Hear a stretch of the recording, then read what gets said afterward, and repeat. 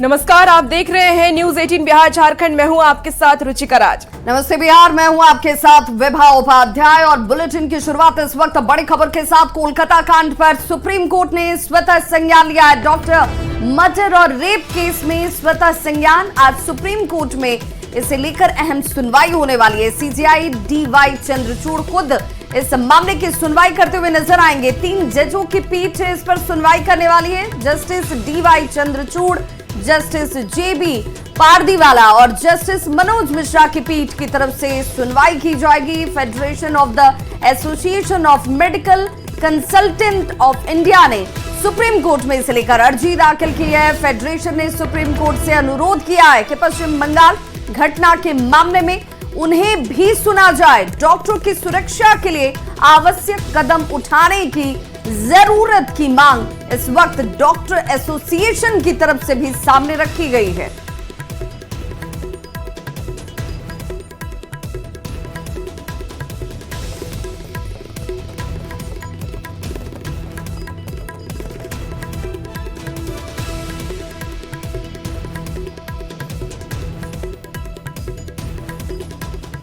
और इस वक्त की बड़ी खबर बिहार से सामने आ रही है। लैंड फॉर जॉब घोटाले को लेकर के बड़ी खबर सामने आ रही है। सीबीआई मामले में दायर अंतिम चार्जशीट पर सुनवाई होगी। राउस एवेन्यू कोर्ट में आज सुनवाई होने वाली है। सीबीआई ने 7 जून को अंतिम चार्जशीट दाखिल की थी और 78 लोगों को आरोपी बनाया गया है। तो आरोपियों में से रेलवे में नौकरी पाने वाले 38 उम्मीदवार भी शामिल हैं। पिछली सुनवाई में कोर्ट ने सीबीआई को लालू प्रसाद यादव समेत 32 लोक सेवकों के खिलाफ अभियोजक चलाने की अनुमति देने पर 20 अगस्त तक फैसला करने का निर्देश दिया था। कोर्ट ने सक्षम प्राधिकार से ये कहा कि अगर 20 अगस्त तक फैसला नहीं होता है तो सक्षम प्राधिकार का अधिकृत अधिकारी कोर्ट आकर देरी से इस संबंध में स्पष्टीकरण दे। तो आपको इस वक्त की बड़ी खबर दिल्ली से बता रहे हैं।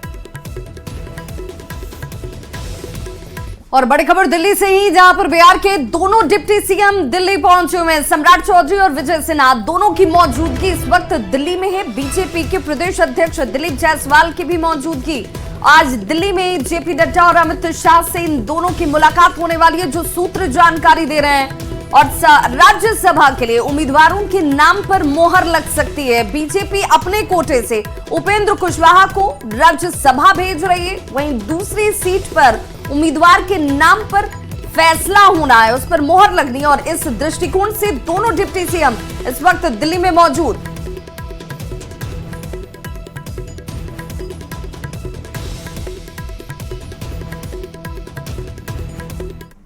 बिहार में राज्यसभा की 2 सीटों पर चुनाव है। एक सीट पर एनडीए ने RLM अध्यक्ष उपेंद्र कुशवाहा को उम्मीदवार बनाया है, लेकिन राज्यसभा की दूसरी सीट पर बीजेपी ने अपने उम्मीदवार के नाम का खुलासा नहीं किया है।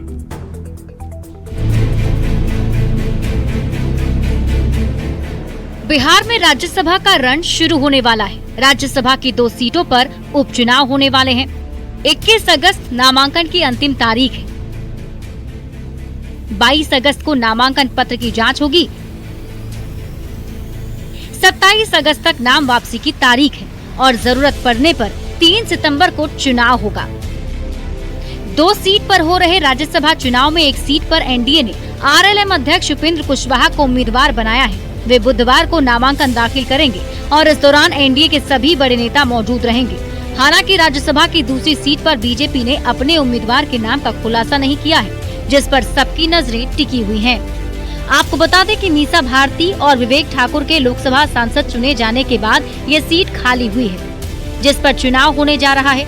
संख्या बल के हिसाब से दोनों ही सीटें एनडीए के खाते में जा सकती हैं। अब दूसरी सीट पर किसको मौका मिलता है और कौन संसद के ऊपरी सदन में पहुंचता है, ये देखना होगा। न्यूज 18 के लिए दिल्ली से अमितेश सिंह के साथ ब्यूरो रिपोर्ट। और राष्ट्रीय बाल अधिकार संरक्षण आयोग यानी कि NCPCR के चीफ प्रियंक कानूनगो ने बिहार के मदरसों में होने वाली पढ़ाई को लेकर बड़ा आरोप लगाया। उनका कहना है कि बिहार में सरकार की तरफ से फंड किए जा रहे मदरसों में कथित तौर पर कट्टरपंथी सेलेब्स और पाकिस्तान में पब्लिश हुई किताबें पढ़ाई जा रही हैं।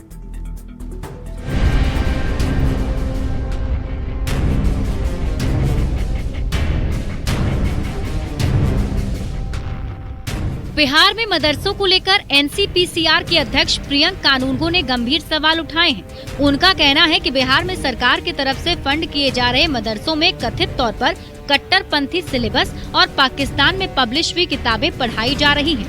कानूनगो ने सोशल मीडिया पर पोस्ट के जरिए ये गंभीर आरोप लगाए।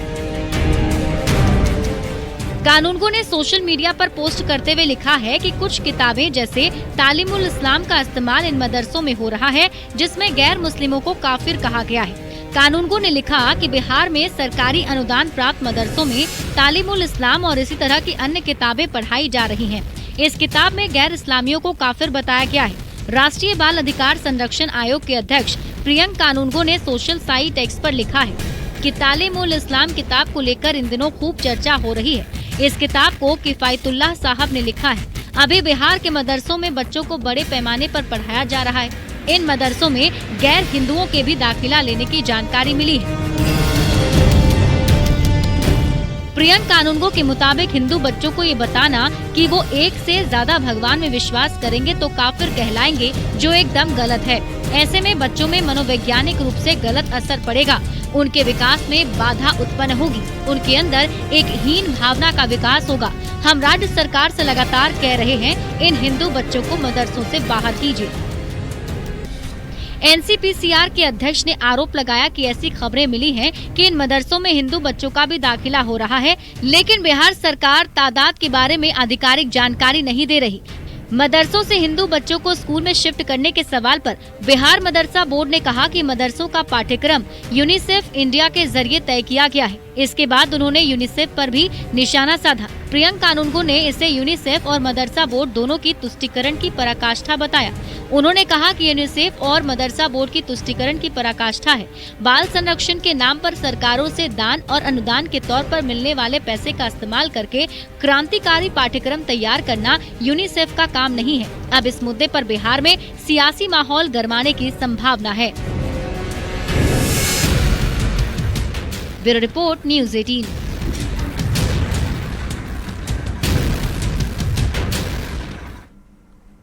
बिहार में होने वाले 4 सीट पर उपचुनाव की अधिसूचना अभी जारी नहीं हुई है, लेकिन दोनों ही गठबंधनों ने चुनावी रणनीति तैयार कर ली है। सूत्र बताते हैं कि महागठबंधन में सीट शेयरिंग का फॉर्मूला भी तय हो चुका है, जिस पर एनडीए नेताओं ने तंज कसा है।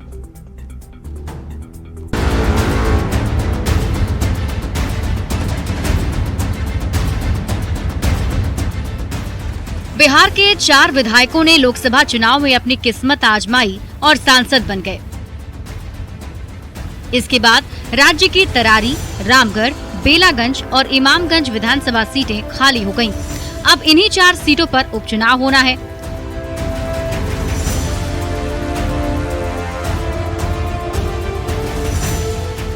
वैसे बिहार की इन 4 सीट पर उपचुनाव की अधिसूचना अभी जारी नहीं हुई है, लेकिन सियासत और दावों का दौर तेज हो गया है। आरजेडी सूत्रों से मिल रही जानकारी के मुताबिक बिहार में 4 विधानसभा सीट पर होने वाले उपचुनाव में आरजेडी 3 जबकि भाकपा माले 1 सीट पर उपचुनाव लड़ने वाली है। हालांकि अभी आरजेडी की ओर से आधिकारिक ऐलान नहीं किया गया है। उपचुनाव हो या फिर होने वाले चुनाव हो, उसमें सभी सहयोगी दल मिलकर के एनडीए को पूरी तरह से परास्त करें।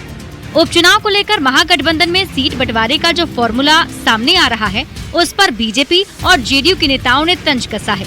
एनडीए नेताओं का कहना है कि राष्ट्रीय जनता दल के प्रमुख लालू प्रसाद अपने सहयोगी पार्टियों के साथ हमेशा से ही दोयम दर्जे का बर्ताव करते हैं। राष्ट्रीय जनता दल महागठबंधन में जिस प्रकार से सहयोगी दलों के साथ बर्ताव करती है, वह जग जाहिर है। महागठबंधन में राजद सुप्रीमो लालू प्रसाद की चलती है और लोकसभा चुनाव की तरह इस उपचुनाव में भी अपने सहयोगियों को ठेंगा दिखा रहे हैं। उपचुनाव को लेकर एनडीए की ओर से महागठबंधन में खटपट के दावे को कांग्रेस ने बेबुनियाद बताया।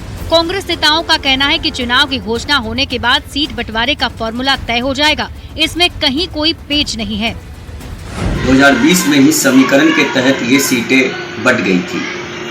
महागठबंधन के शीर्ष नेतृत्व के लीडर बैठ के एकजुट होकर एक मत से डिसीजन लेंगे कि कौन कहां कैसे लड़ेगा, कहीं कोई विवाद नहीं है। ना तो अभी उपचुनाव की अधिसूचना जारी हुई है और न ही आधिकारिक रूप से किसी दल ने कोई ऐलान किया है, लेकिन अंदर ही अंदर सियासी गोटी सेट की जाने लगी है। एक तरफ जहां सूत्र बता रहे हैं कि महागठबंधन में सीटों का फॉर्मूला सेट हो गया, तो दूसरी ओर बीजेपी ने तरारी के पूर्व बाहुबली विधायक सुनील पांडे और उनके बेटे को पार्टी में शामिल कराकर उपचुनाव में अपनी रणनीति का संकेत दे दिया है। न्यूज़ 18 के लिए पटना से अमित कुमार के साथ ब्यूरो रिपोर्ट। और अब बात प्रधानमंत्री नरेंद्र मोदी के दौरे की, तो 23 अगस्त को पीएम मोदी यूक्रेन के दौरे पर जा रहे हैं और 30 साल के बाद किसी भारतीय प्रधानमंत्री की ये पहली यूक्रेन यात्रा होगी। जेलेंस्की के निमंत्रण पर पीएम मोदी यूक्रेन की यात्रा कर रहे हैं और यूक्रेन की यात्रा के दौरान द्विपक्षीय मसलों पर बातचीत होनी है। प्रधानमंत्री मोदी अपने इस दौरे के दौरान यूक्रेन के राष्ट्रपति व्लादिमीर जेलेंस्की के मुलाकात करते हुए नजर आएंगे और विभिन्न मुद्दों पर यहां पर चर्चा की भी संभावना है। यूक्रेन में जारी संघर्ष पर पीएम मोदी के दौरे के दौरान चर्चा होगी। यूक्रेन के राष्ट्रपति कार्यालय ने पीएम मोदी के दौरे की घोषणा की है और रूस और यूक्रेन युद्ध में भारत का स्टैंड बातचीत और कूटनीति के लिहाज से समस्या के समाधान को भी देखा जा रहा है। इस दौरे से पहले भारत ने कहा है कि वो यूक्रेन में जारी संघर्ष का शांतिपूर्ण समाधान खोजने में योगदान करने के लिए तैयार है। पीएम मोदी के यूक्रेन दौरे के दौरान राजनीतिक, आर्थिक, व्यापार, निवेश, शिक्षा जैसे कई अहम समझौते भी हो सकते हैं, जिसकी चर्चा की जा रही है। पीएम मोदी यहां भारतीय समुदाय से भी मुलाकात करते नजर आएंगे। और पीएम मोदी 21 और 22 अगस्त को 2 दिन के लिए पोलैंड दौरे पर रहेंगे। पिछले 45 साल में किसी भी भारतीय प्रधानमंत्री का ये पहला दौरा होगा। पीएम मोदी को वार्सा में स्वागत किया जाएगा। पीएम मोदी पोलैंड के राष्ट्रपति एच.ई. आंद्रीज डूडा से द्विपक्षीय वार्ता करेंगे। वहीं पीएम मोदी यहां भारतीय समुदाय से भी मिलेंगे और बिजनेसमैन से भी बात करेंगे। पीएम मोदी पोलैंड में उन स्मारकों का दौरा करेंगे जो जामनगर और कोल्हापुर की जड़ों से ऐतिहासिक संबंधों को दर्शाता है।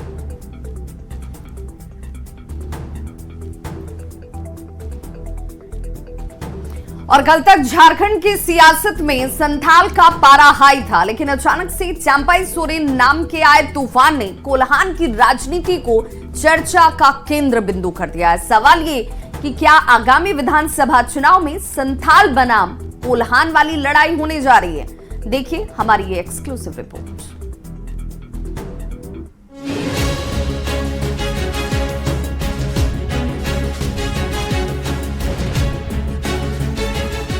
तारीख 18 अगस्त 2024, यानी इस तारीख से पहले सत्ताधारी दल जेएमएम का संथाल और कोल्हान में अपने वर्चस्व का दावा रहा है, लेकिन इस तारीख के बाद जेएमएम के खिलाफ कोल्हान में उसके ही संस्थापक चेहरे चंपाई सोरेन पार्टी को चुनौती देते नजर आएंगे। दरअसल बीजेपी संथाल या कोल्हान में जो मौका खुद के लिए तलाश रही थी, वो चंपाई के पोस्ट के रूप में सामने आ चुका है। अब शायद विधानसभा चुनाव में संथाल का रोचक मुकाबला कोल्हान के साथ देखा जा सकता है, लेकिन अलग राह पर चल पड़े चंपाई सोरेन पूरे कोल्हान की 14 सीटों पर कितना बड़ा फर्क पैदा करेंगे, ये देखने वाली बात होगी। लेकिन अब तो वहाँ रहने लायक नहीं रह गया, क्योंकि वहाँ तो बहुत पीड़ित हैं, उनका बहुत अपमान हुआ है, वो अंदर से टूट गए हैं।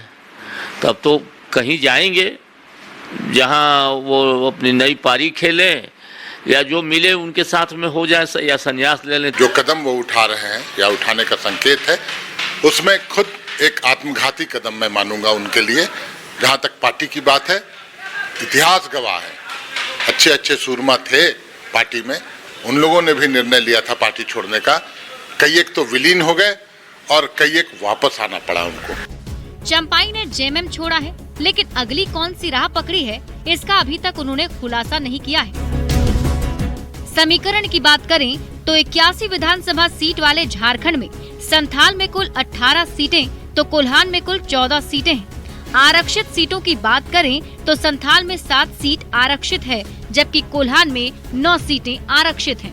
ऐसे में कोल्हान में ये लड़ाई हेमंत सोरेन वर्सेस चंपाई सोरेन की हो जाए तो कोई बड़ी बात नहीं है। लेकिन उन चर्चाओं का क्या? वास्तव में चंपई सोरेन जी के दिल में कौन सी बात है, वो क्या करने वाले हैं? वो किसी पार्टी का दामन थामेंगे या कोई तीसरा विकल्प चुनेंगे, ये तो चंपई सोरेन जी ही जानते हैं। क्रिकेट, राजनीति और मौसम, इन तीन के बारे में भविष्यवाणियां बहुत खतरे से खाली नहीं होती हैं। कब ये पलट जाए, आखिरी गेंद पर जो है छक्का लग जाता है, आखिरी और 2 गेंद में जो है 2 विकेट चला जाता है, तो उसका कोई ठिकाना नहीं है। चंपई सोरेन दिल में लगी चोट और पीड़ा को लेकर दिल्ली पहुंचे हैं, लेकिन वह अपनी पीड़ा की दवा कहां तलाशते हैं, इस पर सबकी नजर है। झारखंड विधानसभा चुनाव में इस बार मुकाबला सत्ता पक्ष और विपक्ष के बीच तो होगा ही, लेकिन एक बड़ा मुकाबला हेमंत सोरेन के संथाल और चंपई सोरेन के कोल्हान के बीच भी होगा। संजय कुमार सिन्हा, न्यूज़ 18, रांची। तो चंपई सोरेन ने अपनी अगली चाल चल दी है, लेकिन उनका ठिकाना कहां होगा, इस पर अभी तक सस्पेंस बना हुआ है। लेकिन चंपई सोरेन के झारखंड मुक्ति मोर्चा से अलग होने को लेकर राजनीति में नफा और नुकसान वाला आकलन अभी से शुरू हो चुका है।